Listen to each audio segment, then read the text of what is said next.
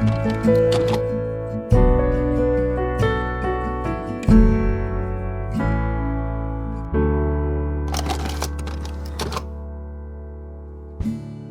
today's episode of That Was Us, we will be discussing Season 2, Episode 13, That'll Be the Day. Kevin helps Randall and Beth with repairs on their new venture. Kate contemplates a surprise for Toby. Jack and Rebecca talk about starting a business together. Hello. What up, gang? Dramatic. That was a dramatic reading. That'll be the day with a little bit of foreshadowing there. That's right. Because this will be the day. This is the day.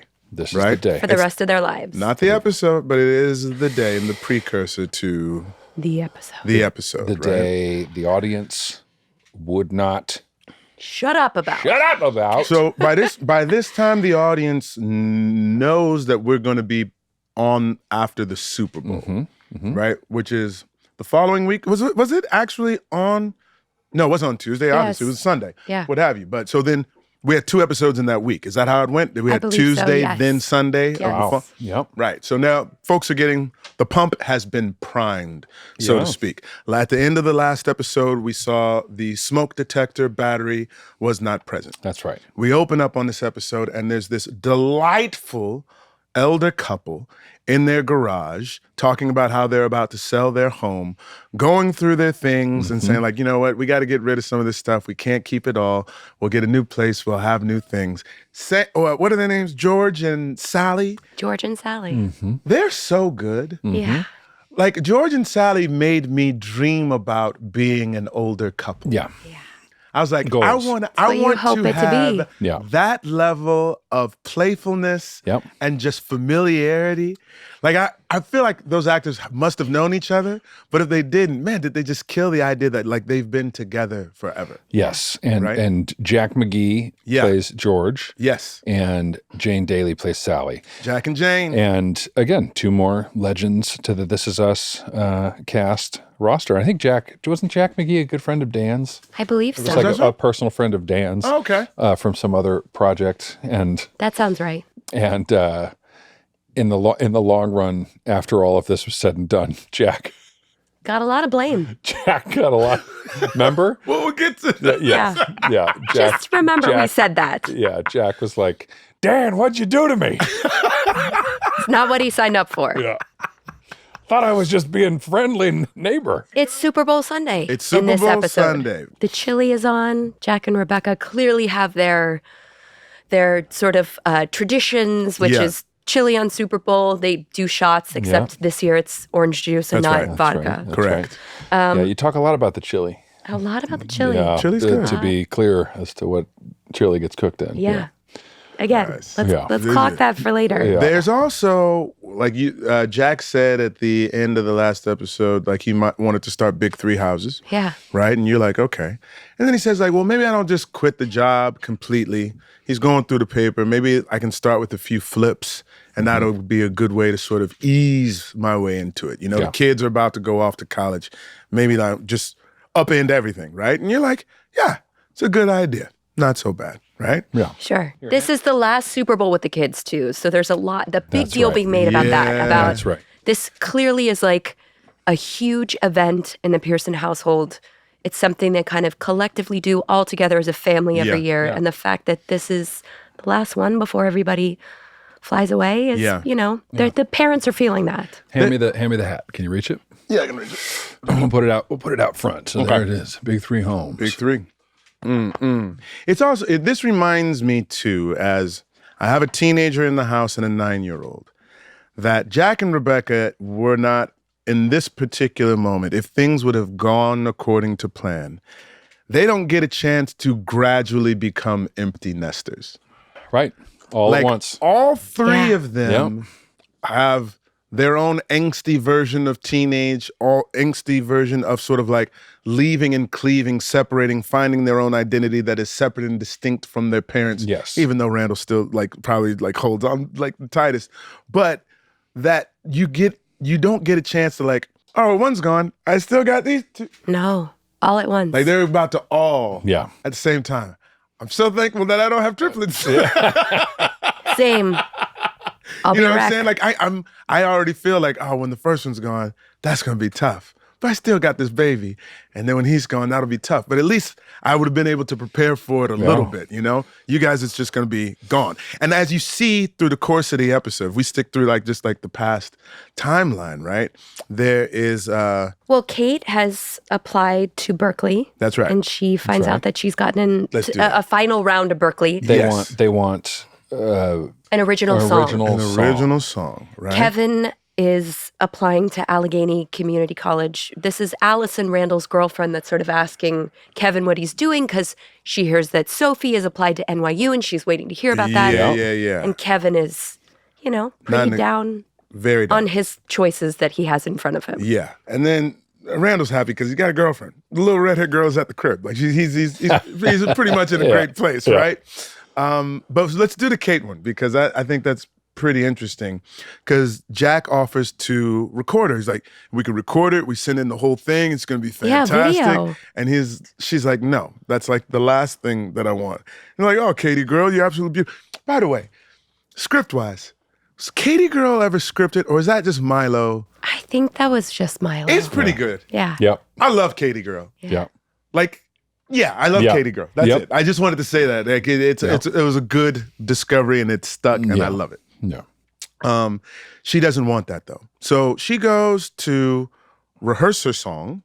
And In her room by herself. And she's just in the recorder, audio recorder, doing her thing. It's also called a microphone. I don't know. With the tape cassette. Tape cassette. I'm losing terms. But she's doing this song. She's doing her thing. She's chilling. And then Jack, trying to be as just quiet as possible, is recording it. Yeah. Right? That's his style. That's his thing. Stealth videographer. It's very Milo. Yeah. True. Who pops up on set and he's just got a camera in the back. He's like, hey, Sterl, just taking shots. She sees in the mirror that he did it. And she's like, what is your problem? Yeah. I told you not to do this. Yeah. Like, I don't like it, right? It turned out to be one of my favorite shots of the whole show. It's a great shot. The evocative nature of a father kind Videoing of his daughter. doting on his daughter. Yeah. Him in the mirror. Like, they use it a couple of times now in like montages and things after we see it for this first time. Sure. And it's really, it affects me a lot, yeah. Well, because I want to, if you guys remember the lines, let me know. Because she tells him, like, I need you to stop saying that I'm beautiful and stuff because that's not and I don't know if it's this episode or previous. No, it's this episode. It's this episode. Yeah. She's like, because that's not the way people relate to me and it's not the way I see myself. So anytime you say it, it just makes me feel bad. Yeah. So will you just stop? Yeah. And like, I don't see myself the way you see me. So stop doing that. it is these moments of like, my little girl is not a little girl, and the things. And he had a section like this in season 1 where he was trying to sort of like talk her up. And the things aren't working anymore. They're not working anymore. It's You're like at the birthday party, yep. right? And so there's a circling back to that again now, and just like we just stop, okay? Yeah. And it's almost like Jack doesn't have words, so he just has to stop. Yeah. Right? She winds up getting a hold of the videotape, maybe out of curiosity. I'm not sure exactly what prompts her to look at it, but she does. Mm-hmm. She looks at the videotape, and more important than seeing herself sing is that in the reflection, she can see her dad looking at her. Yeah. And Brown got a little teary on this one. Oh, yeah. Because my man is looking at this girl with pure, unadulterated love. Yeah. Mm-hmm. Admiration, love. Just unconditional. Beaming. Yeah. And so she comes back and I wrote it down. I want to get it right. She says, don't stop. Yeah, like never stop seeing me that way. Okay, she says, don't ever stop. Don't stop trying to make me see myself the way you see me. Okay, Katie girl, I won't stop. Yeah. Yeah. Ooh. Wow, it's really good. Yeah. We rarely get, they mentioned it a couple episodes previous where it's like, I wish somebody would have filmed our childhood. Yeah. Yeah. And when you said that in the episode, I was like, well, somebody did. Sure. Andy saved the tapes. Jumping ahead. Yeah. Jumping ahead. But we know now you still have the tapes. Yeah. Somehow. Yeah, that's right. Somehow you've got these tapes, right? Right. Because we get to, And you might not be able to see your whole life, but to catch a glimpse an inarguable glimpse of the way somebody sees you. Absolutely. Is hard to do. Priceless. Yeah. It's like when someone takes a photo of you and your partner and neither one of you knows you're being photographed and you happen to see the way that you're looking at each other or the way they're looking at you or vice versa. Sure. Hopefully it happens to me someday. They're just the rare moments and I guess maybe that's why that shot affects me so much. Yeah, it's a beautiful shot. It really is. Shot by Marlon. Those when he's using the real cameras. Yeah. When he's shooting those. Absolutely. Things, So as you said, Kev now in the past is applying to Allegheny. They're getting ready for the Super Bowl. I remember there's a conversation. Jack's showing him the entertainment center. Yeah, and he's right. And he's like, "What's the big deal?" And he's like, "You know what, man? Like every time I feel like reaching for a drink, I just pick up a hammer instead." Mm-hmm. Right. Stay busy. Yeah. So Kev sort of clocks that, what have you. And you guys, I'm going to do something really strange. But I want to say something from the previous episode while we're talking about P13. There's a moment when the two Pearson men, Jack and Kevin, are putting on their suits. Yeah. And they're like doing their ties up or whatnot. And you see like Kev is kind of feeling good in the suit. Like he actually looks good with his crutches and whatnot. And Jack is fixing him up.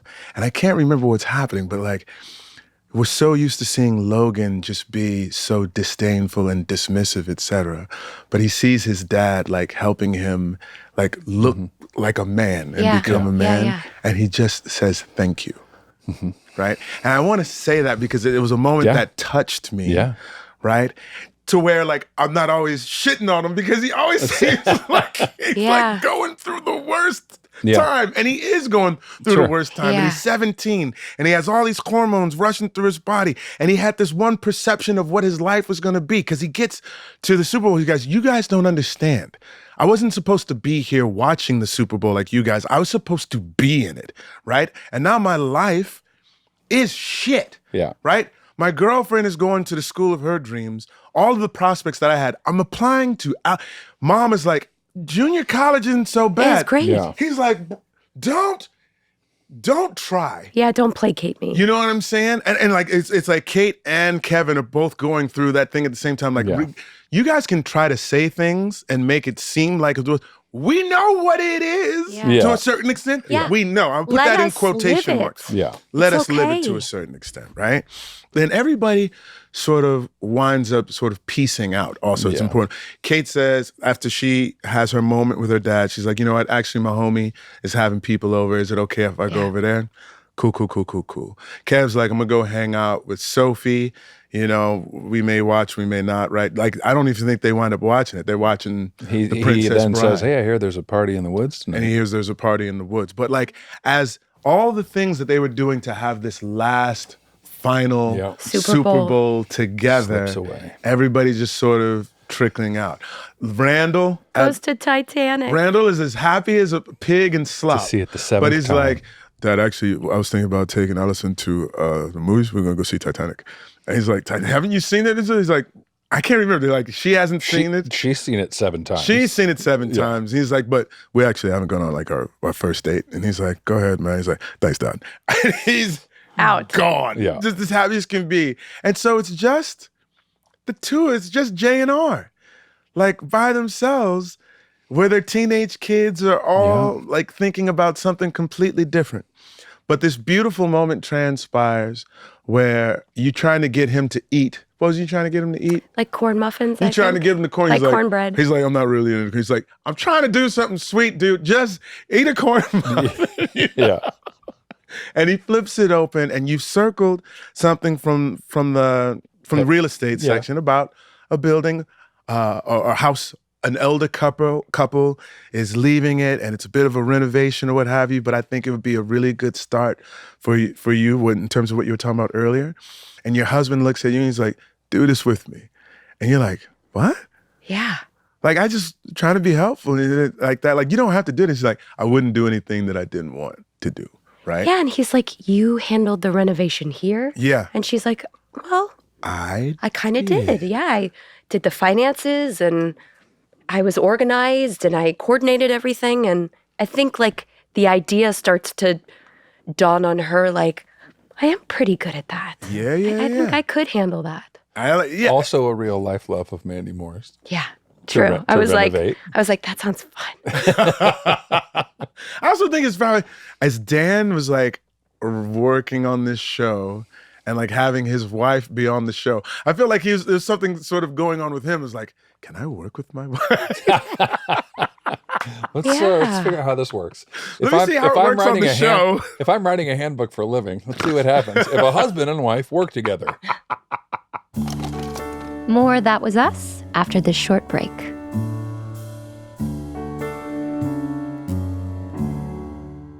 All right, we've all been there, gang.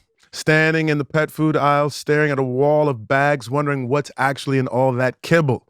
Spoiler alert. It's usually a bunch of processed stuff and fillers. That's why we've got to talk about Spot and Tango, and more specifically, their game-changing Unkibble. Unkibble is not your average dog food. It is made with human-grade ingredients. We're talking real USDA meat, fruits, veggies, no artificial junk, no preservatives, just actual food for dogs. It's gently cooked and freeze-dried using their fresh-dry process so all the nutrients get locked in. And the best part? It's shelf stable, so you don't need to clear out your fridge. That is a very interesting point that you make, Mandy, because the shelf-stable nature of this Unkibble has been kind of a game changer in our household. Over the pandemic, we switched to all different kinds of food, and we even had to buy a special freezer in our garage to house the large amounts of food that I was constantly defrosting and moving from the freezer in the garage up to the kitchen.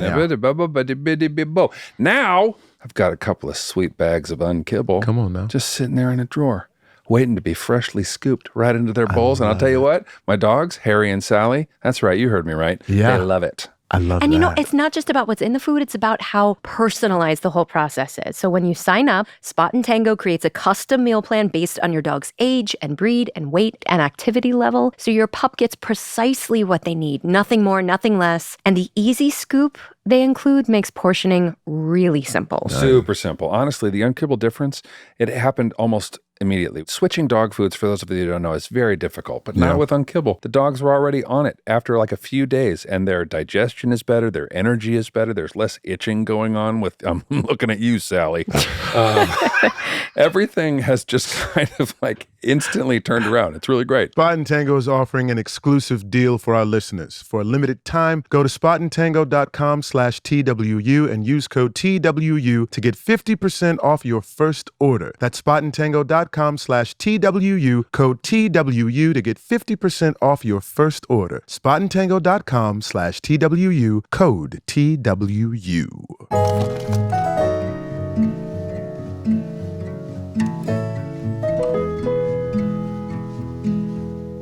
They watch the Super Bowl. He realizes everybody's gone, so he's got to start cleaning up.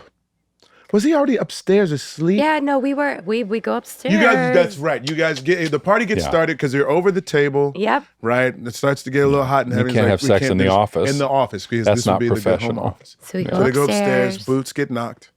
Knocked boots. Boots are knocked, and then Becca's asleep. She's asleep, and then he's like, you know what? I guess I got to go straighten up the house. He also writes a note to Kevin, who sort of just slipped out.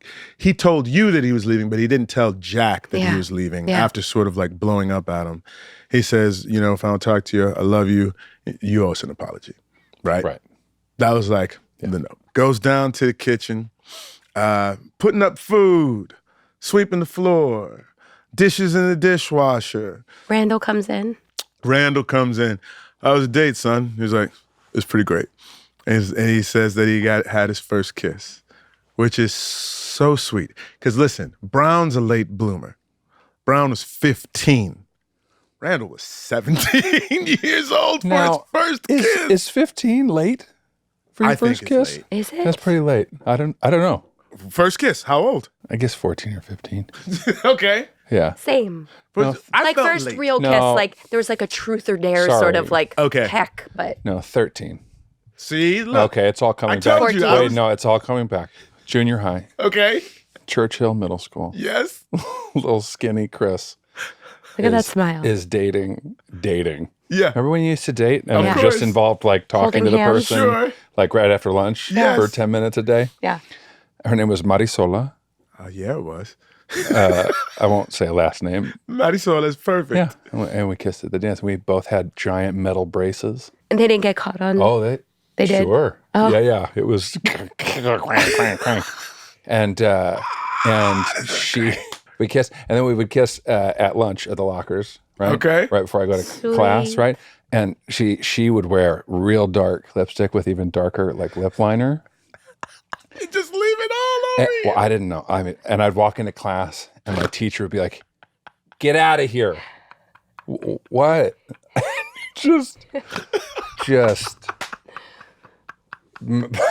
just lipstick all over this face. And I have what, to go she wanted you to my go wash your face? Yeah, Oh my God. yeah. Well, No, Give first kiss, Mandy Moore, please. Oh my God, I can't remember. No. There's been so many. That's not true. Mandy says every kiss is my first kiss. Yeah, exactly. God, I can't remember you guys. No, come on. You just don't want to talk about it. No, I'm like, who was Okay, it? I'm gonna It was in go. Orlando. I'm going to go, Okay, go. and then you think about it. Okay. First kiss, sophomore year of high school. That's what I'm saying. I felt like I was late. Okay, That's late. I guess That's late. Yeah, that's what I'm saying. I guess I wouldn't. I guess now that I'm an adult with kids, I'm thinking that's not late enough. Like, wait a minute. What do you mean 15? College. Yeah. Right. Well, because You're gonna live with me until you're 25, and then after that, you're gonna take me to lunch every day. That's what he said. Look at you. Look at that sly. I was 15, and I was at a party. And this dancing party, not really, like most parties where I went to school weren't meant for dancing. No. It was for people, listen, doing things that they weren't supposed to be doing at age 15 with regards to imbibement, right? So there's imbibing, etc. But having a good time, there's dancing, folks are grooving, and this one girl starts dancing with me. Her name is Tanya, right? And like we're dancing close. It's fun. Things are percolating. We're having a good time. My friend who has the car, who has the Jeep that's going to take us home, he's like, hey, you guys don't have all day. Like, I got to get out of here soon. So he's going to give everybody a ride home. So I'm sitting, he's giving me a ride home and she's giving her a ride home, right? And so I'm sitting in the front seat of the Jeep and she's sort of like massaging my shoulders. Can we real quick before we get too far away from your friend with the Jeep? Remember a time when you could be in the middle of kissing somebody and a friend would touch you while it was happening? Totally. Yeah, like, Hey, we're Listen, going. we're about to get pretty there's much just to no that place. decorum. None. And you're kissing in public None at anyways, all. and they're like this close. Hey, you guys, are you guys done? Are you finished? Because I have to go. I love it. Go on. Sorry. It's about to be something like that. Yeah. So he drops us at her house first. And as I'm walking her to the door, he goes, I got 5 minutes. That's about all you got. No. Great. And I was like, oh gosh. So I drop it over because she's going to invite me in. Right. And I was like, you know what? I can't let my man wait. Like, I kind of got to get out of here. And she's like, you got to go? Wow.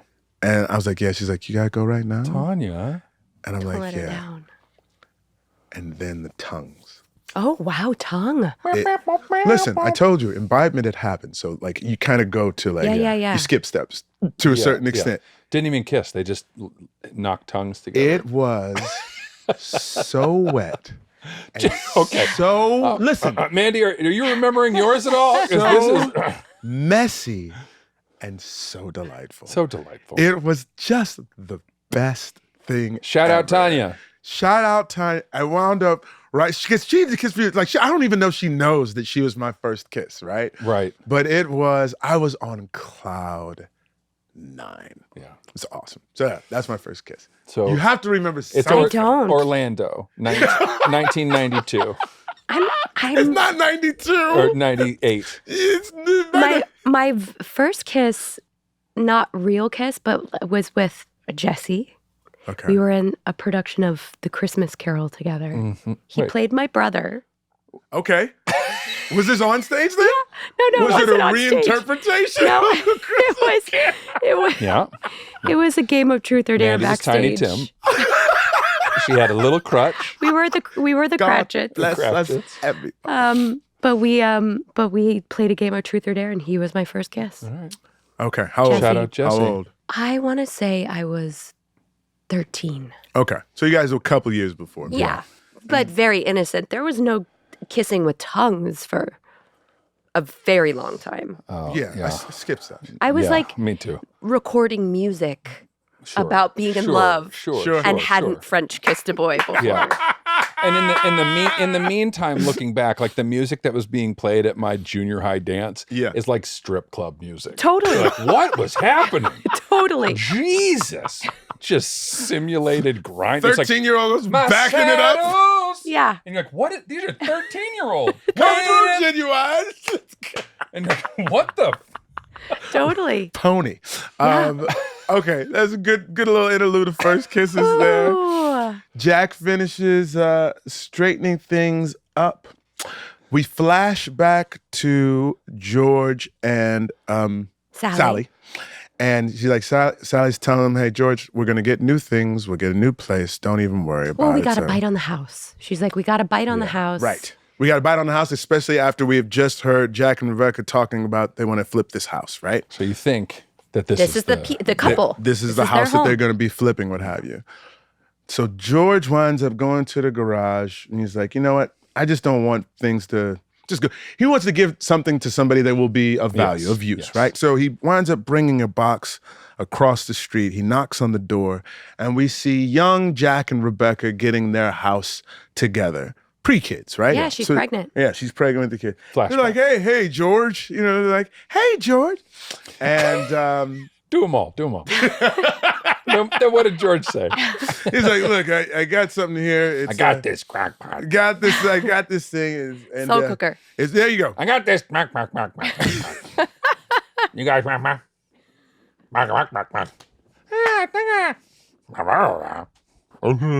all right. Oh, but he says, listen, it still works. A lot of good meals have come from this He thing. was only 2 years old. I'm like, why? It's not that Why are bad. you It's getting like, rid of it, George? It still It's like, works. I'm going to be dead soon. It still works. You got to jiggle the handle a little bit, but it still works. I got to be right? fast cooking. I can't be slow cooking. I need my meals like now. That's when George got the first microwave. They got rid of the slow cooker just to zap all the nutrients out of the food. Yeah, listen. And then we see Jack is folding a towel, puts it down next to the slow cooker, and he turns the slow cooker off. Yep. Right? So it's like, cool. Yeah. And then you hear this thing like, you got to jiggle the handle a little bit, etc. He leaves the kitchen. I don't know if he makes it all the way back up to the bedroom or what have you. I can't tell. But like a T2000. You see like the light flicker. Yeah. On the slow opens cooker. its eye. And then catches on fire. And then the towel right In next this episode? to it. Yes. Yeah. Fire starts. I thought we just saw the little light No. come on. You see that? Then because the towel is next to it, and then the towel ignites. And then in that same episode, you see the curtains on the back of the kitchen start to go. And then Dan Fogelman says, yeah, that'll be enough till next week. That's about. And he's like, let me go ahead and add this song in there that's going to make everyone weep. What to talk to To me about build that a song? home. To build a home. This is the song we've been talking about for a few episodes now by the cinematic orchestra featuring Patrick Watson or something? That's right. That sounds right. This is an orchestra, obviously, that does mostly instrumentals. And I looked on this album. This is the only song on this album with vocals. Wow. And it is one of the most evocative songs Truly. I have ever heard. And to this day. Same. I hear it and I'm like, oof, takes me back immediately to this moment. I will say, for the sake of overstatement, never has a song done so much for a moving picture and moving picture done so much for a song. It is the perfect synchronicity. Yeah. And it's probably Dan Fogelman, right? I'm sure. Who found this song. The man just has impeccable taste in music. Yeah. And we go through this montage of the house catching fire while simultaneously reliving some of the most important moments in their life. Yeah. Ugh, it's like I was weeping. A mess. Yeah. A mess. And you see the note burning to Kevin. I mean, it was just like so much. Yep. So that's what happens in the past. So that's what happens in the past. Can we do Toby there? Yeah. Because this is one of the funnier openings, I think, to you guys. You're in bed on the computer, and then Kate walks into the bedroom, and you hide the computer. Yeah, you like slam the computer. And she's like, what are you doing? You're like, nothing. Don't worry about it. She's like, you watching porn? You're like, no, not watching porn. She's like, what's your thing? No. I know a season and a half of television would lead you to believe that I am, but I am not. I love how casual. I'm not horny. The writers just write me this way. How casual she is. She's like, let's see it. I want to know. Yeah, she's like, what are you into? What's the kink, big dog? Let's see if we can work this out. And you're like, no, it's not that. She winds up getting the computer, you relent, and it's puppies. Just pages and pages. Pet finder, right? What do you tell her? What's the reason that you're on it for? Masturbation. Wait, what are we talking about? Now, here's the thing. This is my favorite part, is when our producers Laugh. try not to laugh on camera. They're just like, what is wrong with this guy? That's not why they were laughing. They weren't laughing about like what was wrong with this guy, Sterling. They were laughing because it was a funny joke. It was a funny joke. Sterling, how dare you? What's wrong with pushes this How the dare you. limits of what the brand of This Is Us. Again, I didn't write me this way. But nobody's writing you now. I beg to differ. This is all scripted. This is all. I give all glory to God. I got him. Oh, Jesus. Oh. No, it's something that he does to pass the time. It's kind of he pictures himself a dog owner. Right. He knows. He even says, "I know that dogs are a tricky subject for you, Totally. but Yes. it's something that I blah blah blah." Absolutely. I mean, I have this in my life. Do you have anything in your life that it's not social media related? Say that is like a little like online habit that you're like, because for me it's real estate. Same. I will be like, I visited Rachel's grandpa in Quincy, Illinois once. I wonder what the real estate market in Quincy, Illinois is like. same. And I go, That's it. my Zillow favorite. or what? Yeah. I'm a Trulia guy. Okay. Not paid advertisement. Not But one of yet. my favorite pastimes is to go, especially since the LA market is so overblown, insane. Sure. is to go to a small town like Quincy and see what the most expensive house I can see that. in Quincy, Illinois is. Okay. It's a fun game. Pick a small town Yeah. and find the biggest house. And that one in particular was great. Was you guys, on a mountaintop, a stone house Ooh.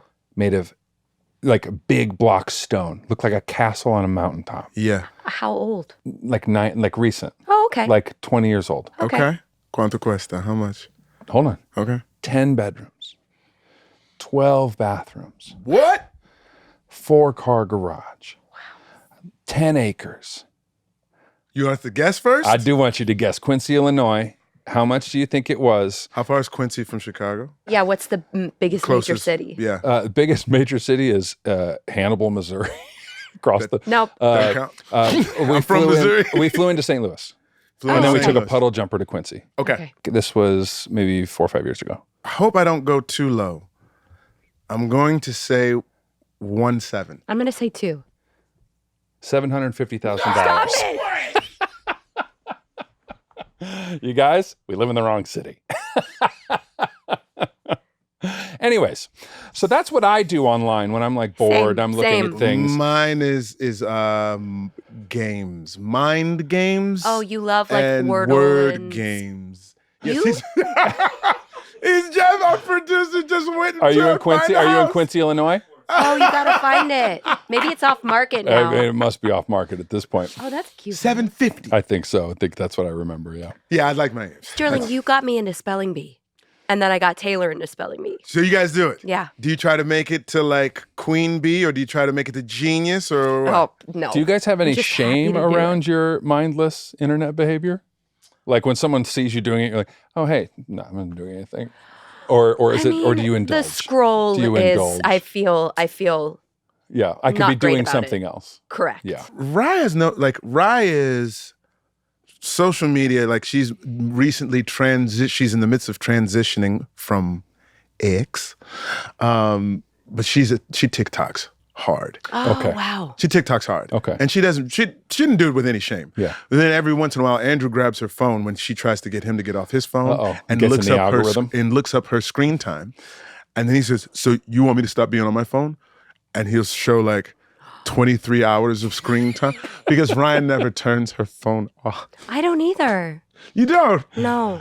Well, I keep the baby monitor on all That's night, right. so I'm like, oh, wow, What 12 I mean by hours. off is like she has something on her settings where if you flip it open, The screen never goes off. the screen never goes off. Got it. Right. So he's like, how dare you come at me for screen time? Nah, I'm not ashamed of it. I'm pretty good with it. And so Toby's been fantasy shopping for dogs. Fantasy shopping He's thinking for maybe a dogs. dog. Knows that it's a difficult thing for Kate, right? And so he's keeping it to himself. Kate sees that, my husband really wants a dog, so let me see if I can get over whatever it is that's holding me back from this. She's like, this is the first thing he's been excited about that's not sex Yeah. in the entirety of the time that I've of the known show. him. Yeah. She goes to a shelter and she meets up with a guest that we're going to have on the show later on that I'm very excited to talk to, Miss Lena Waithe. Oh my gosh. The best. Who was just so cool. And she was like, it feels like the perfect sort of cameo for her. You know what I'm saying? Because she's just hanging with dogs and she's so easy and laid back. And it instantly made us like an HBO show. She comes on and you're like, oh, we just Oh, we're leveled cool. up. We totally just We're leveled actually up. cool.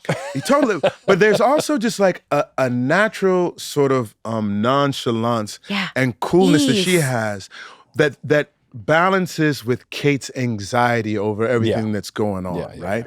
And so she thinks she has a dog in her mind, and then she sees this dog off to the side. And I gotta say, I'm not necessarily a pet person. Yeah. Let me be. I have a dog. It's a complicated relationship for us because I'm still learning how to be a pet person with a dog. But when I saw that dog, I was like, that dog's pretty cute. That's a cute dog. I could have a dog like that, right?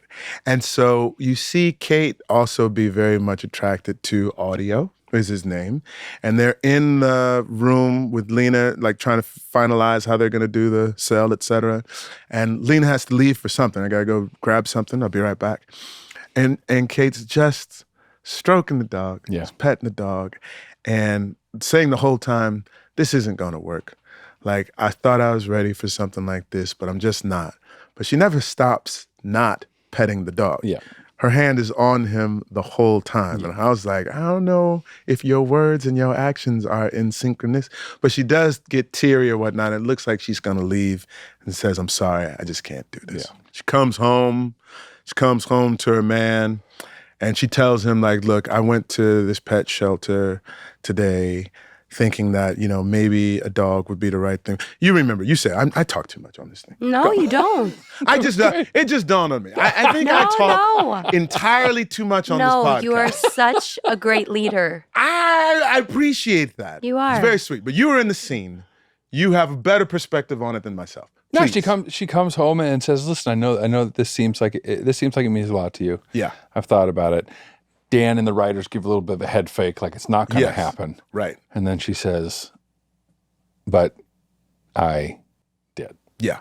And she says you come out into the hallway or whatnot. And I would like to say for a dog that has never been in a house that I thank you for just staying still. No, listen.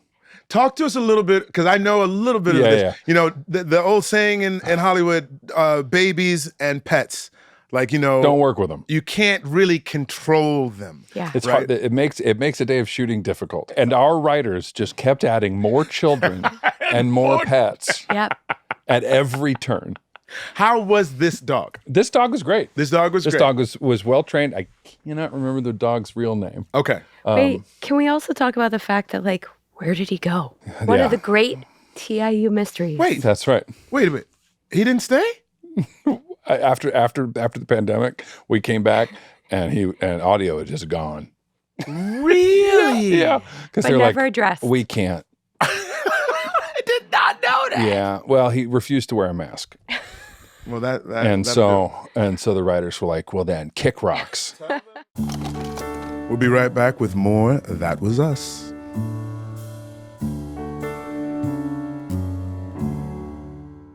I'm about to go on a trip with the family gang. We're going down under. Ooh. It's going to be the first time that we as a, You talking about family, Australia? I'm talking about Australia. We as a family are going down under for the first time. I'm very, very excited about it. I'm already planning everything, trying to figure out what we're going to do, if we're going to go see some crocodiles and kangaroos and all that kind of stuff. And we're also trying to figure out where to stay. Hey, I have an idea. What you got? You should get an Airbnb. You think so? Hotels can be fine, all right? But nothing beats having a full place to yourself, especially when traveling with a family. I like that. Like yours or a group. Now, there's no fighting over who gets the last hotel key card or squeezing into one room with all your bags everywhere.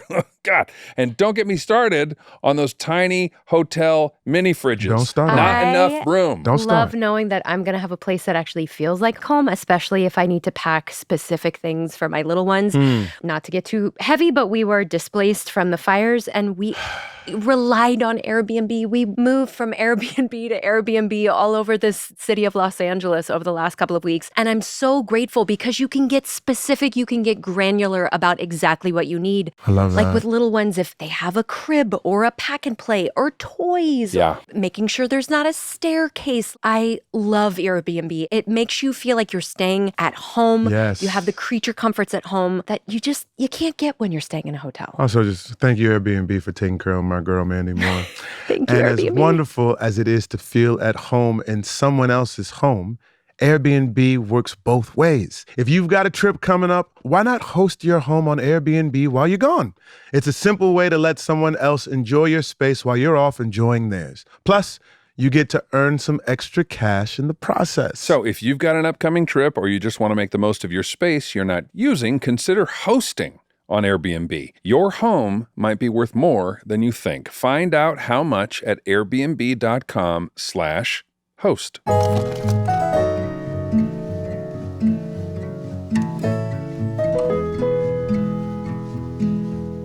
Tell them this thing, because Sully has dogs too. Yeah, I've got a couple dogs. I was watching the scene and I saw when audio goes to give the doggy kiss to Sul, there's a little bit of like okay.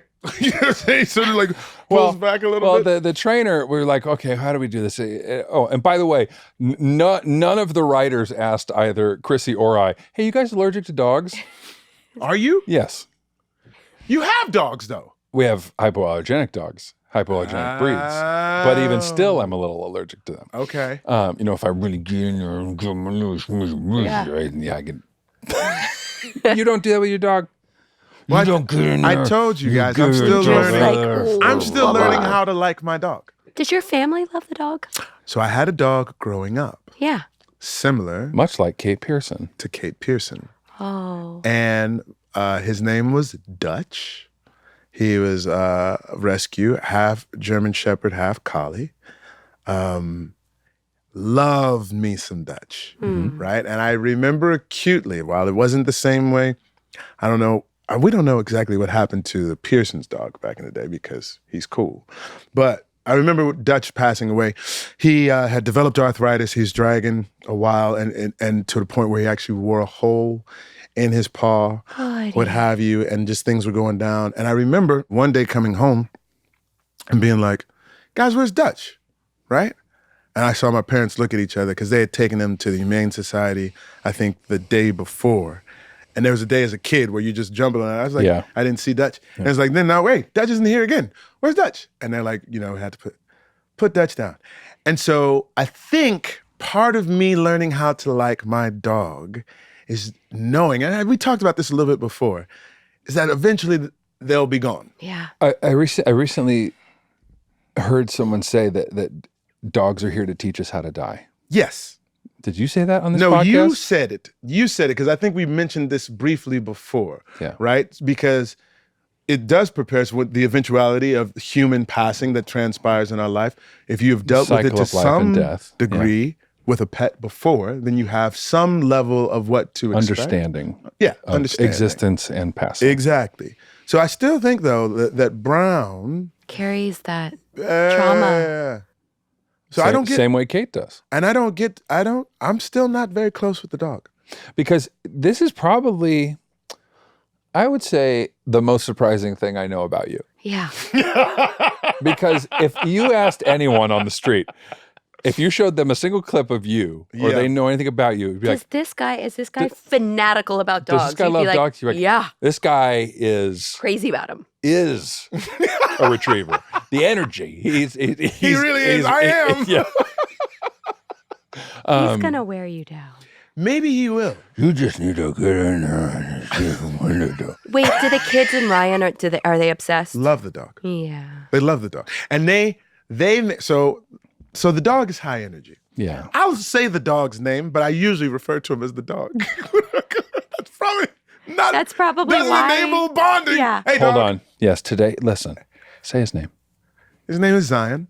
That's right. His name is Zion. Okay, so Zion is a high energy dog. Yeah. Like a lion. As soon as you come into the house, it's jumping and all this sort of thing. And it's not necessarily my style. It reminds me, at one point in time, this is funny. At one point in time, we had like a base camp PA on our show who was a very high energy individual. I can't believe this is where this is going. Wait, is this the person Should that we- was there for the Yes. first season and then? Okay. Yeah, I'm just saying high energy. And sometimes when you have an early call and it's the first thing in the morning, that level of energy can be a little like, oh. Jarring. Yeah. A little jarring. So Zion for me Yeah. is similar. Something like that. And so I've actually trained Zion. So he'll come home and he'll get excited and he'll remember, oh, it's Sterling. So then he'll sit still. Oh, buddy. Yeah. Tail is like Yeah. this. But Can't control the tail. he'll get this. Can't train a tail. And then if I go to like pet him, he'll go like this to get close. And then he'll be like, Buddy. Oh, I love him. and then he'll get scratches. That's right. He gets scratches. You know what I'm Oh, saying? I love so I'm not him. malevolent. You know what I'm saying? But I was like, I had to actually show him. I was like, hey, Zion, I actually kind of need you to meet me where I am too. Halfway. You know what I'm saying? All right. So yeah. But then you get Well, down here and dogs, Kate, and yeah. I love it. So yeah, we were talking about Kate. We got to get to Randall's storyline. yeah. Randall and Beth, R&B, real estate. Well, Where you want to finish? I wanted to tell you the dog kiss. The dog kiss. That's the where dog we were. kiss. That's so where we were. the trainer. So Kate and Toby get a dog about as quickly as Chrissy and Chris realize they're going to be working with a dog for the next however long, and we're like, okay. Nobody thought to like check Ask us. if You guys liked him? Yeah. yeah, or if like I used to be deathly allergic to cats. Like I used to be, if I went to your house and you opened the front door, I would know if you had a cat. I'm like that. Standing on the front porch. I'm a Can't little come like I'm that. like, I'm so sorry, I can't. I'll take it like, as a take before. Yeah. anyways, we love it. The dog's there. He's Yeah. very cute. We're into it. Yeah. Trainer's like, and if you want, you can just put like a little, if you have like a little bit of tuna fish or something, you just put it on your fingers Little meat. or have a little, and just the Wait, scent. so did you eat a tuna sandwich? No, because I don't like tuna. And I was like, but I'll have a bite. Okay. And it's like, and his focus will be on you no Yeah. matter what. Yeah. I was like, okay, great. So when I pick him up in the shot, Yes. I look at him and I think this dog is just going to look at me because it's a very Sure. well-trained dog. Yeah. And I think he's just going to be like looking at me. Right. And dog just comes in for a straight up Tanya. and and it was messy and wet.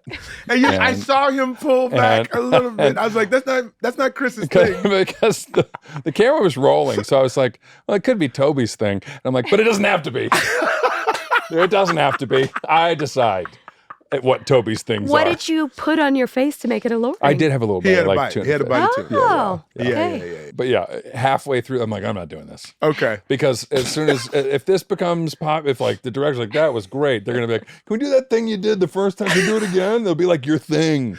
Are you a doggy kiss person? No. You're not. No. Okay. See, it's funny because like Are from you a Yes, I'm a zhuzh, my but I'm community not a... thinks that you guys all love doggy kisses. I Black like a people- doggy, a lick on the nose. Fine. Like, but that's cool.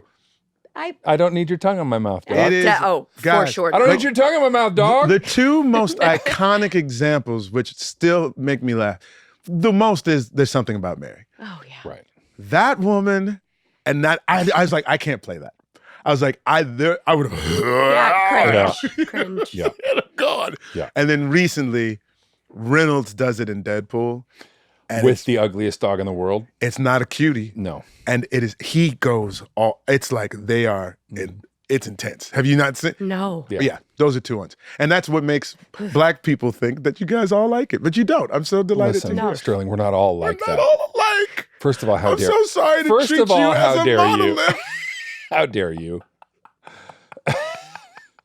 That's that storyline, right? That's that storyline. R&B, because we're gonna run out of time.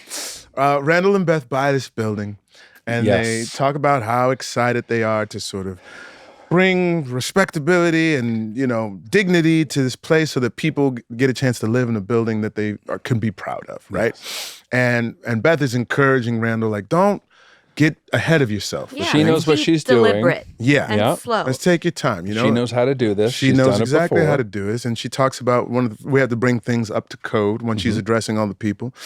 And then Garrett Morris just starts. Lloyd is just cracking all kinds of jokes and everything, and he talks about who's gonna fix something in my place, and somebody's got a door that's not working, and Randall's like, I can fix that. Mm-hmm. And Beth's looking at him like, he's like, well, it's just a door, no big deal. My dad did this, and so everybody starts yelling out things that they need list to fix, and he starts writing them down. Has And Kevin already showed up at this point? Kevin hasn't showed up. When does he yet. show up? He's about Right to come in right after that. And she looks at him like, look, man, you did. And he's like, I know what you're about to say. And they have this whole conversation about how he knows that, I took a bit off more than I can chew, but I'm going to show you that I can do all this. And I didn't do more than. She's like, well, if you already said it, then I'm going to go ahead and get out of here. Right. And this is one of the favorite improvs that I saw, because I said like, all right, like 4 times in a row. Like, all right. With his face in All between. right. All right. All right. I was like, oh, he's still doing it. That was funny. It made me laugh. Kev comes. He's there. Kev is looking off of that thing from the past about trying to find something to Stay do. busy. Staying busy. And to be helpful. Wait a minute. Is he also, do we see for Kev, because we can kind of do these at the same time, is this when he's going through his list of people that he needs to make amends too. with? Yeah. Right? So he's made amends with me. He's made amends with mom, et cetera, et cetera. We don't see the whole list yet, right? But he comes to find his brother, and he's like, oh, you doing renovations? Like, perfect. I would love to be of assistance. How can I help? I got the door. Cool, cool, cool. He goes to do Dawn Lewis's, it's Dawn Lewis, right? It was her door. Fix it. And she says there's a wall that my husband put up, and then he left. And so, like, if I can knock this out, that would be great. He's like, I'll knock out the wall.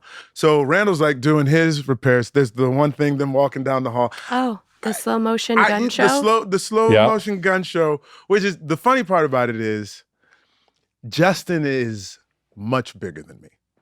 Like, I'm a fit dude, and I'll own all my. I think Justin's an inch taller than I am. Like he's tall. The man is a big man. He's a big man, and he's got big arms. Yeah. So I was like, let me show how Randall like feels when he's with his brother, and he like looks over at me like, bro, please, what are you talking about? So. Like, Brown tries to bring all the sexy that he can to, like, tearing down a radiator and, like, plunging the toilet. And Justin's in slow motion, Justin's just like with a tank top sledgehammer. on. And, like, first it's Don Lewis just pulls up a seat and just starts watching. And then, like, other neighbors come in and start watching. It's the big event. It's fantastic. so funny. Yeah. It's hysterical, right? So Randall thinks that he's fixed things. He's calling his wife. She's like, I hate to tell you, I told you so. You know how Rome wasn't built in a day. Well, this building. And then Lloyd is like, Randall, goes back in there. And we did have, I should say, there were roaches, right? I don't like roaches. Oh, who does? Roaches are gross. Yeah. And so, not like, as well trained as the dog. there was, not as well trained as the dog at all. So then we have to evacuate the building. Yeah. We got to So it can tent be this joint so we can get all these things out of here. But before we're able to get everybody out to the hotel, I got to find my brother because he's still in there. I said, Kev, we got to go, man. They're about to tent the building. He's like, yeah, just give me another 20 minutes. I like to finish what I started. It gives me a sense of accomplishment. I can get things done. And they start just having a nice little conversation about their dad and about what it was like for him. Kev is talking about, I remember Dad doing similar things to sort of take his mind off of things, what have you. And I can't remember this conversation exactly. So if you remember tidbits, let me know. But the one thing that I made a note of is Randall was talking about how weird it is to imagine himself as an old man. Yeah. Right? Because like we've now reached a place in our lives where we've lived longer without him than we have with him. And I remember two things acutely when I was about 21, 22, and I was like, I've now lived half of my life without my dad. And like how odd that is. And then I remember turning 45, which is how old he was when he passed. And I was like, wow. I knew when I was 10 that he was young. And then when I was the age that he was, and I was like, he was young. Yeah. Young. You know what I'm saying? And so the synchronicity of again, I think part of it is being in a writer's room and them knowing a little bit about my dad, because like there were just things that were so easy to drop into, right? Like even in parenting, I was like, oh, I got the first 10 years down. Yeah. I know exactly how to do that because he did it. Yeah. And it was perfect, right? And now it's like okay, now I'm the 13-year-old, I'm still like figuring it out. Yeah, you know what what I'm now? saying? The 9-year-old is like, oh, I still got another year. Yeah. But it was a really lovely moment of these brothers bonding with each other, and even Kev saying like, I think you should start to picture it. Like you're gonna be a really cool old guy. And he was talking about even when he so later he goes to the hotel, his wife comes in, she's like, you know I've done this before, right? And he's like, yeah, I know. And if you had listened to me, I would have told you the first thing you got to do is like get something tinted, because if you start doing reconstruction and there's a bunch of roaches, then you're gonna have a problem, right? He's like, I know. And then she flips the earlier scene. She's like, and then what you were gonna say, you're gonna apologize for this, and you're gonna try to do something to be real charming and get out of it, et cetera, et cetera. And I was like, it sounds way better when you say it than when I do, you know? And then they have a little Randall, Beth, lovey-dovey moment. And then Garrett Morris, Lord, is like, get a room. He's like, what can I say, man? I love my wife. He's like, no, man, I need a room. He's like, oh, yeah, real quick. But the writers do, like, things that, like, the audience may not, and I don't even know if you clock it week to week. But when you watch it, like, together, they really string it together in such a lovely sort of way that like that thing that he's talking about, that there's a payoff to that. Yeah. It's dumb. Yeah. It's dumb. Yeah. There's a sense memory in the writing that never leaves the characters. Yeah. So they never get disjointed. Like the writer never forgets what has happened or has been said in recent, if not all of history. Yeah. They're really good about letting the characters carry that with them. Absolutely. Yeah, which is not easy to do. No. Yeah. I'll say this because we had, not too long ago, we had Isaac and Elizabeth on the show, our showrunners and whatnot. I would talk to most of my artist friends, and they would be like, you guys are really great. You guys are killing it. My friend Terrell Alvin McCraney, who won the Oscar for Moonlight, he's like, the writing on your show is ridiculous. And I was like, it really kind of is. Yeah. Like there's the attention to detail, like listening to Isaac talk about like just little things, right? Because you address the universal through the specific. And these specific moments, even though you may not recognize that exact specific moment from your life, you recognize a very akin specific moment that makes you say like, oh, it unlocks like everything. Yeah. One of the great kind of, in my opinion, injustices in our industry. For anybody listening to the podcast now who may have watched the show who would never follow stuff like this, but in 6 seasons of television, the writing for this television received 1 award. Well, this is true. There was one writer who got an award for a script. This is Vera Herbert. Right? For The Trip. Which is episode 109 when we went to the cabin or what have you. And she won NAACP. Yeah, but she also won the Writers Guild. She won both of those. And the Writers Guild. Okay, she won the Writers Guild and she won the NAACP Image Awards, which is funny because... Which is why you call her... I call her Black Vera. Sterling, is she black? She's not black. Okay. She's not. She's far. But she has an NAACP award. She does. Yes. She has one more than all the black writers that were on our show. And she has 2 more awards than any other writer on the show. There you go. Which is, in my opinion, one of the greatest injustices Agreed. of the running of this show. I would say so. Listen, and get a bit more granular about it, you have the latitude to discuss a myriad of options or topics when you're on a streamer or on pay cable, right? Because there's no sort of ratings thing that you have to adhere to in the same sort of way. And there's not a timing issue. Point number 2. We had 42 minutes and 30 seconds. 42:30. Every episode. Our scripts usually came in around 50, 52 pages, which made me, I was always going to go, what they going to cut out of this thing? Yeah. Because a page We always get a is script. a minute. Yeah. Right? And go, I don't know what's going to get cut out You of know this what I'm one. saying? Everything's great. When you were directing, were you like, how are they going to? Yes. Same. I was like, Yeah. I'm like, what this do you is lose? impossible. Why did you write it this long? And then Dan does his alchemy, and you're like, how did you do that? Makes it happen. Yeah. So to do 42:30, to have to adhere to standards and practices and still come up with something that got the level of attention that we did critically, as well as popularly, there should have been something. Something. Agreed. That's Agreed. all. We love you, writers. Thank you very Yeah, much the for writers shepherding are us through this whole it's thing. the reason you love the show. Yeah. Starts Should we with take a words. break? Should we come back with our girl, Lena Waithe?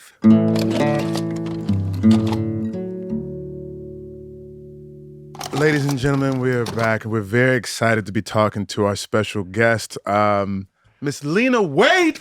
What's going on, sis? Oh man, we need live Hey. studio. What I up, know. family? We need, How like, are you? Yes. Okay. Thunderous I'm applause. so good. I want to say this before we get into the episode because we try to get all the cool people that we possibly can on this dadgum show. So it was a small time, but it was a good time, right? I'm mad that I didn't get a chance to work with you personally. Same. First and foremost, it was a bunch of dogs and my sister. That being said, right? I remember coming up to Lena when Master of None was on. It was season 2. Yeah. Her episode was the Thanksgiving episode, right? Yes. Yes. Okay. Thanksgiving is a big deal in the Pearson household as well. I watched this episode. First of all, I loved the show. Like, the show was masterful, right?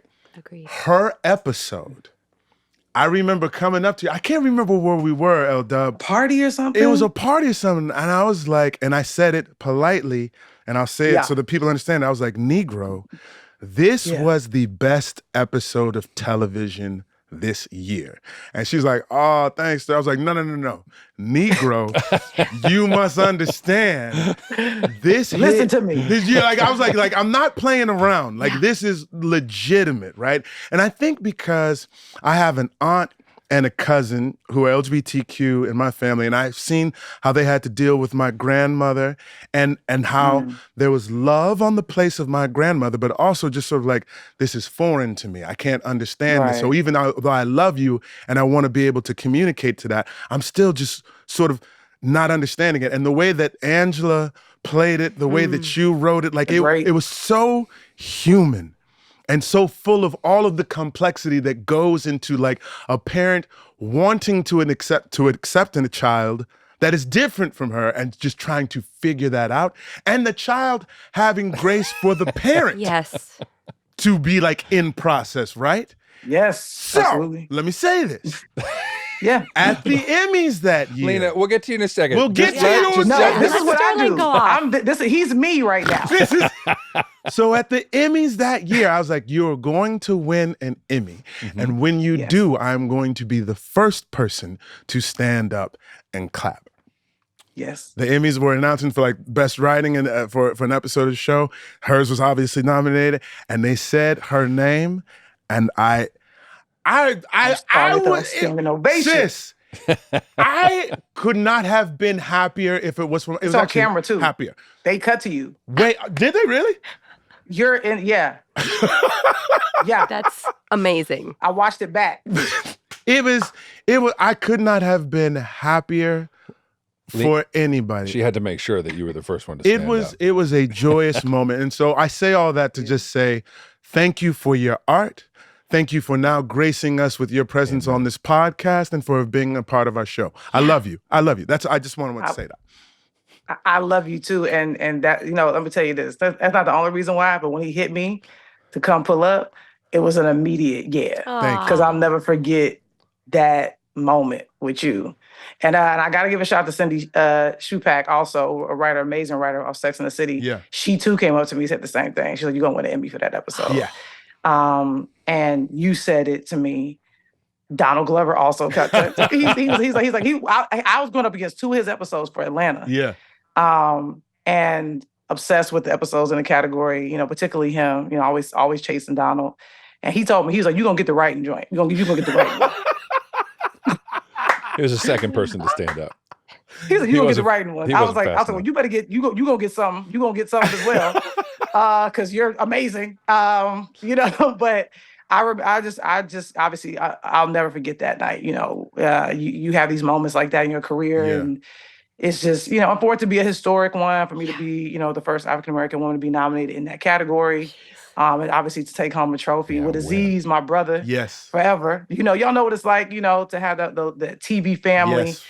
It's cliche, but these people really do become your Absolutely. family. Yes, ma'am. And it's forever. Yeah. And people see us, they look at us. And so thank you for all that you said about the episode. It's an episode that people, Thanksgiving's coming up. It's coming up. Sure is. And, I love that we're a part of people's holiday, that people put the episode on. And we have an episode of The Chi this season 7. We did the last episode. We did an episode, we called it Thanksgiving. Season 6. That was season 6. We got season 7 coming next year. But season 6 in The Chi, there's an episode, a Thanksgiving episode. And I asked, can we call it Thanksgiving? They allowed us to do that. So Thanksgiving is just it's about family. Yeah. But family don't always mean blood, as you all know very well. Yeah. Family is about those that show up for you. And those that accept you. Yes. And so I'm really grateful that Thanksgiving, that episode could just mean something to people, because I never would have thought it would become what it did. But I was just grateful to be working with Melina Mitsoukas, who directed that episode and did a beautiful job. Kim Whitley, who pulled up and played, my aunt. Yeah. And obviously Angela Bassett, who is someone I just, I'm forever grateful for before I got to work with her. But now, and she is like a mother. We feel like mother-daughter, because after that, come on, it's forever. It's bonded. It's happened. Yeah. Okay. Y'all know. We know. So, okay, let's get into to This Is Us real quick. I guess Come we on. got to. That's why I'm here. This is why you're here.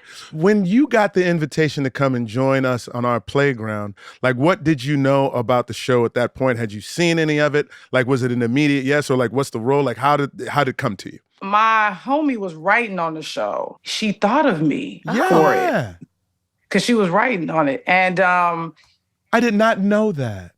Yeah, and I definitely knew about the show. And because I'm such a TV head. Yeah. Like I did the documentary about Mary Tyler Moore because I studied Dick Van Dyke Show. Yeah. When I went to in college, I studied writing and producing and television. So we had to watch the Dick Van Dyke Show. We had to watch, All in the Family, and like really study these shows, but also coming up on like, ER and The Practice. Yes. And I came up during a really cool time, obviously getting a chance to watch West Wing in real time and all that kind of stuff, and Mad Men in real time. Yeah. And and Sopranos. I'm very blessed. And so when This Is Us came about, I remember, just being in the industry and sort of hearing about it and hearing about the concept and hearing about the cast and just sort of thinking, if that works, what a miracle and what a joy it would be in terms of what we need to see on television. And it could have been hokey, but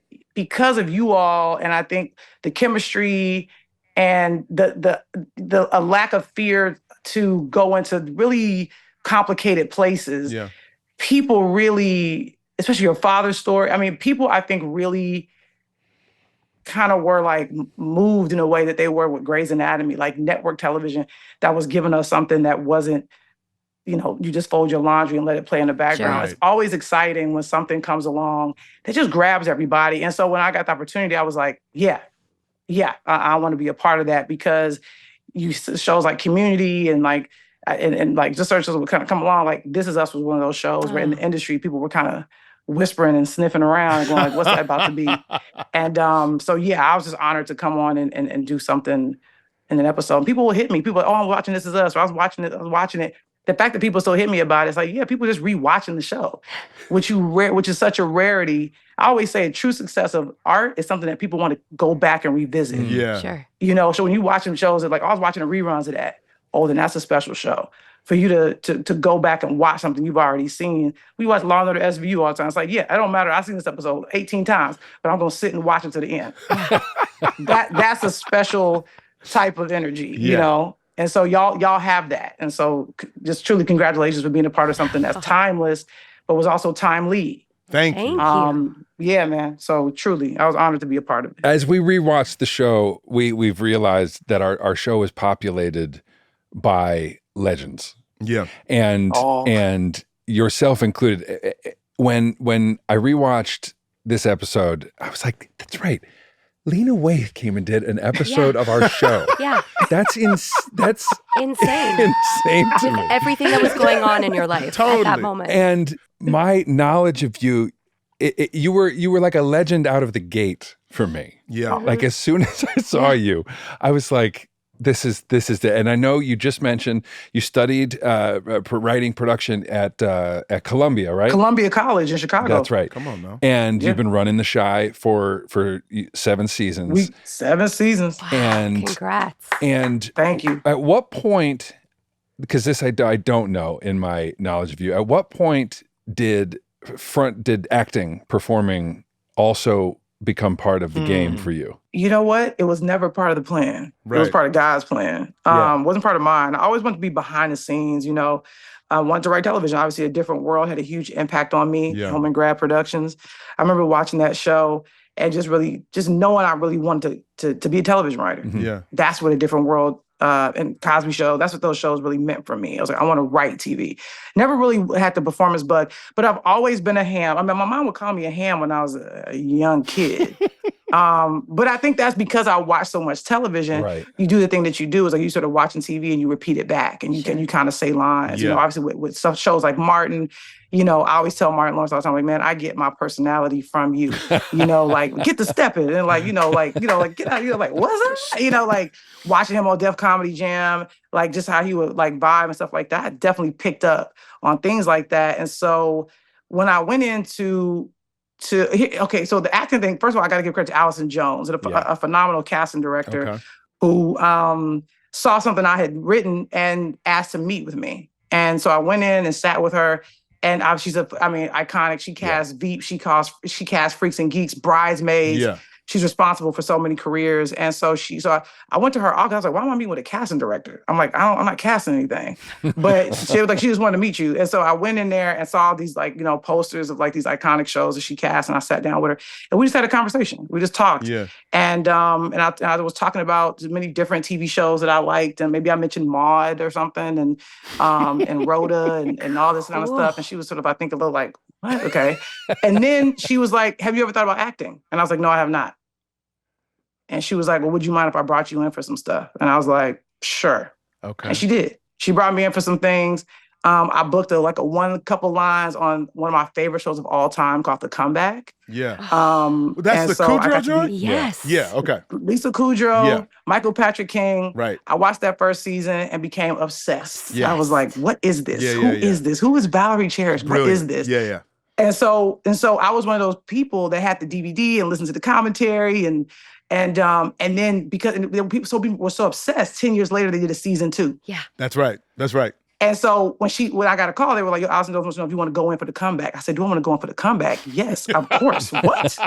The comeback at the so comeback. I go in, and that's like, it's just taped. And then she's like, okay, Michael Patrick King's directing this episode. He'll look at it. I was like, oh, Michael Patrick King, who wrote Sex and the City and is an icon? Yeah. She was like, yeah, he's directing, and he'll see if he'll look at the tape and see. He picked me. I come in, I play a journalist that's giving Valerie Cherish a hard time. Yeah. And I even asked him if I could kind of adjust the line. He was like, yeah, that sounds better. I said, okay. Now he and our parking spots are next to each other on the Sweat Brothers line. That's right. Yes. Let's go. I Full circle. love But that. that was the beginning. And so, and then I got a call about like this untitled Aziz Ansari project, and they really want to go in. And I went and sat down with Aziz and Alan Yang and just talked to him because Aziz was like, I don't want to just audition people. He's like, I want to meet people first. Yeah. And if they cool, That's very British of him, yeah. Yeah, exactly. So I went to his house, met with him, And it felt like a writer meeting because I was used to TV writer meetings. Sure. And I was just myself. I had just fallen in love. I was like telling that story and just talking shit. And then I got like, okay, he wants you to audition. And I was like, okay. So I go in and I read with him. Yeah. And it was just so natural. It was as if we've been like talking forever. Yeah. Wow. And they were laughing and reacting. And I was like, is that how it's supposed to go? and then I was just like, I left. And I got called in to test. And then he was like, do you want to come and like do this show in New York and like play my friend? The show didn't even have a title. And I was just like, yeah, man, because I was obsessed with Parks and Rec. Yeah. I loved him. Of course. And it was really like, and Michael Schur was a producer on it, but it was almost like Michael Schur said, okay, I'm gonna let these kids go do their own thing. And yeah, I just went to New York and started doing that. And then when it came out and people started watching it, that was really the beginning. And so that's really how the acting career sort of began. And then tell them, if you will, real quick, tell them what the first movie that you ever did was. Oh my gosh. Okay. Watch this. So the first movie, look. Sterling. Okay. My first movie ever is because of Steven Spielberg. Steven Spielberg cast me in Ready Player One. That's her first fucking movie. Oh, My first I'm movie. sorry. So then you stop So doing then you movies just, after exactly. that? You just Quit. you just quit? Because it doesn't get any better than that. Anyways, Lena, it's been nice talking to you. Thanks for coming on. No, you're great. Everything you do is great. No, we get it. Cool. She also, me and Lena were up for a voiceover campaign for AT&T. And I was there like, yeah, you made it to the final two, et cetera. And I was like, it's going to be a cash cow. I'm going to be making money off this joint forever. Yeah. It goes to L Dub. Yeah. They're like, she felt more relatable. I was like, God damn. Well, that's true. No, I could That's because you're so tracks, though. distinguished. Sorry. You're such a distinguished gentleman. Yeah. You have to be an Oscar nominee. Come on. Yeah. You can't be doing AT&T commercials. You out here is different. Yeah. Can't relate to check, that. okay? Wait, we should say something about the show. You working with Chrissy and the dogs. And that's it. That's And that's Just it. tell us about the good. day. Yeah.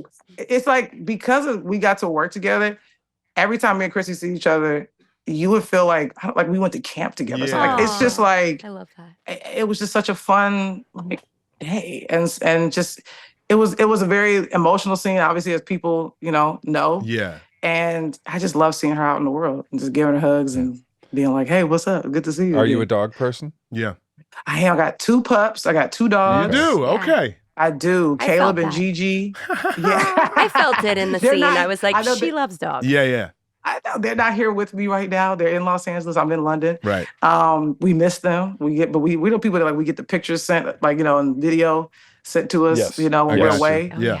That's the kind of party it is because you miss the pups when you're gone. Yeah. But you got to travel. You don't want to schlep them to everywhere all the time. Oh, Yeah. But yeah. So I had a dog. I think at the time where I was like about to get a dog at the time. So it was just exciting to be on set with like dogs, and Oh. it was what more could I ask for? This is Dude. awesome. Okay, this was like one of the best conversations we could have. We talked a little bit Yeah. about this, but it's really about just the fact Yeah. that we got this woman on the Yeah, show who we somehow. love and adore We finagled and getting appreciate, Lena Waithe right? on our show. L Dub, is there Oh. anything you want to say about what's going on in your world right now? What's up and coming? What you want people to look out for? Talk to us real quick. Okay. My people would kill me if I didn't plug my own podcast. Yes. Even though I don't even Yes. like calling it a podcast Come on. because technically I don't even think of it as a podcast, but it is technically a podcast. Yeah. It's called Legacy Talk with Lena I love Waithe. it. Yep. Yes. Yes. And we've dropped 2 episodes so far. But basically the concept is really conversations, is dialogue. This has been a lovely dialogue and Yeah. conversation, which I love. But people were trying to get me to do it, and I was like, well, what's the intention? What are we doing? And they were like, well, you can talk to who you want to talk to. And I was like, okay, why don't I talk to Black women who have legacies that have impacted mine? Sure. And they were like, okay, cool. And so we got 6 episodes so far. We want to continue to do them, so stay tuned. But the first episode was with Sheryl Lee Ralph. Yes. Who was an icon, amazing, the original Dream Girl, our original Dina. And we sat down and had a lovely conversation. That episode is out right now. It's such a wonderful listen. I had such a wonderful time talking to her. And the second episode that came out was with Gina Prince Bythewood. And her name may not be super familiar to some, but she's behind some of your favorite movies like Love and Basketball. Oh, yeah. She did Woman King. Yeah. She did The Old Guard. That was on Netflix with Charlize Theron. Yeah. Like, she's phenomenal writer, director. Secret Life of Bees, which was the first thing I worked on. But I used to be her assistant back in the day. I was her assistant for like 2 years. No way. Yes. You I was her are assistant. a part of her legacy. Boom. Yo, that's all I could ever want is to be a part of her legacy. And so that episode is out. And then coming up next is Mara Brock-Akil, who created Girlfriends and The Game and Being Mary Jane. Yes. I was an assistant on Girlfriends in his last season. Were you really? So I got to, and Mara's the reason she got me that job working for Gina. She's like, you need an assistant, you should get Lena. And that's how that journey began. And then after Mara, we got Jada Pinkett Smith. Okay. Comes to sit down. Very cool. You turning the red table around. Okay. Look, you know, her legacy had a huge impact on me. Growing up watching Menace to Society, obviously she was on a different world. A Low Down Dirty Shame, you know, seeing her in Matrix. She did a voice in Madagascar as a hippo. That's right. She's had such a wonderful career. And so we talk about that. And then Jennifer Lewis. Lord. Helped raise me. Oh, she was Lord. like my mother before she was, and we talk about her glorious career as well, with films like What's Love Got to Do with It? And she was also on a different world as Dean Dorothy Dandridge Davenport. You're on my list. You know, and obviously returning a really wonderful voice performance and Princess and the Frog. Yeah. And last but not least, Debbie Allen. Wow. Who is my North Star and she's a lot of people's become North Star. Everybody. She gets mentioned in all these interviews. So she's last. She's the finale, as she should be. And basically, I was also a big fan of a show called Inside the Actor Studio. It used to come on Bravo. Yeah. And I learned a lot watching that show because even though it's funny because I did not have aspirations of being an actor, but because I had aspirations of being a writer, I was really curious to hear from actors what they were looking for in scripts. Okay. And so that way, oftentimes, you know, James Lipton would often ask some of the greats, like, what are you looking for when you're trying to pick a project? So I'm like 16, 17 watching it, thinking like, okay, I want to write something that a great actor would want to do, would want to play. That's a big reason why I always tell people like Daniel Kaluuya cast himself in Queen and Slim. He read the script and emailed me and said, I am Slim. Really? And I was like, you okay? And it really, like, the fact that Daniel was like, he read it before Melina Matsoukas. He was like, I want to be in this movie. And I was like, all right, okay. I did not see you as Slim, but now I can't stop thinking about you as Slim. I remember I called Melina. I was like, yo, Daniel Kaluuya hit me and said he's Slim. And she was like, I don't know. I was like, just meet with him. And she did. And it's formed a trifecta. So that came from me watching Inside the Actor Studio and just wanting to and also Reggie Rock Bythewood said, make sure you write characters that actors can't wait to play. Even if it's like a small 2-liner or something like that. Make an actor like, I want to do that 2 lines. Yeah. So anyway, I say this to say, I was watching Inside the Actor Studio and when James Lipton never picked a successor, people would always say, what happens when you die? He's like, so does the show. And I would always feel depressed about that because I was like, we need somebody to sit and talk to just performers and actors that have done really great things and get a sense of it. And so I don't talk to these people about their personal lives, any of that. I'm asking Sheryl Lee Ralph, what was the audition process like for Dreamgirls? Okay. You know, asking Jada Pinkett Smith, how much of Peaches was on the page and how much of it was you? Yeah.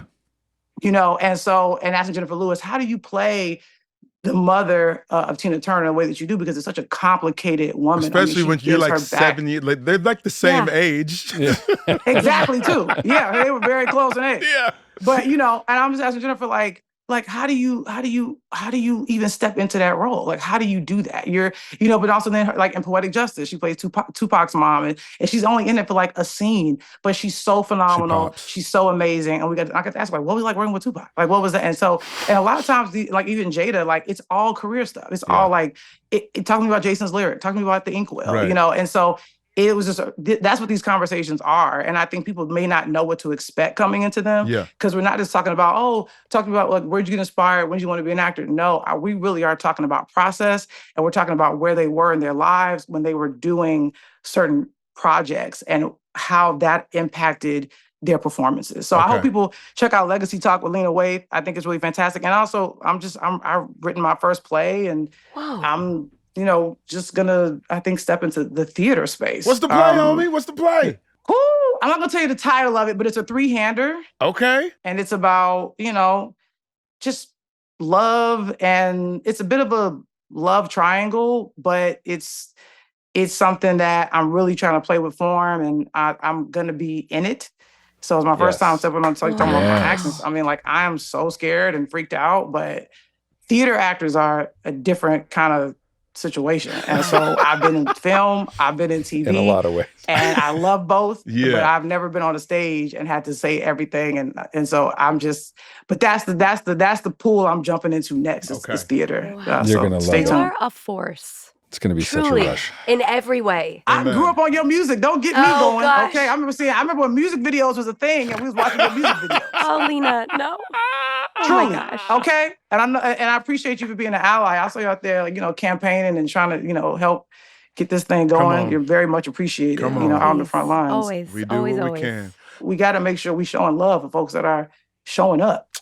Right. So it's much appreciated because we can't get ahead without linking arms with each other. That is. You've seen the March on Washington. Go back and look at that footage. Oh, yeah. It's all of us. Yep. Amen. And that's what This Is Us to me represented. That's what it continues to represent. Yeah. It's that we really are family. Yeah. We're in this together. Truly. Yo, I think that's... You are just phenomenal. Of Man, course. I could talk to you all day. Just listen to you guys. This is... Thank you for your time. Thank you you, for your Thank art. you for asking me to come on. It's the truth. Thank you. It's the truth. Enjoy London. Enjoy life. I can't wait for the play. And and listen, the podcast. if there's a part for you, boy, holla at me. Sterling just said, I am play. I am play. I am play. Come on. I am play. What's the play called? I'll let I you am know. play. I'll When let you you let know us this know. call. We'll get it together. But yeah, man, we did a reading in Baltimore. We're gonna do a reading in January. Nice. So stay tuned. Stay tuned. Oh, we will. We love you, In the sister. vein of actors, Love the y'all. Actors Studio, what is your favorite curse word? There you go. Shit. Yes. Ladies and gentlemen, Lena Classic. Waithe. Lena Waithe, we love Thank you, you, sister. Lena. Take care I of love yourself. y'all. That Was Us is filmed at Rabbit Grin Studios and produced by Rabbit Grin Productions. Music by Taylor Goldsmith and Griffin Goldsmith.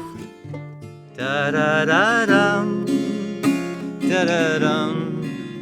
That was us.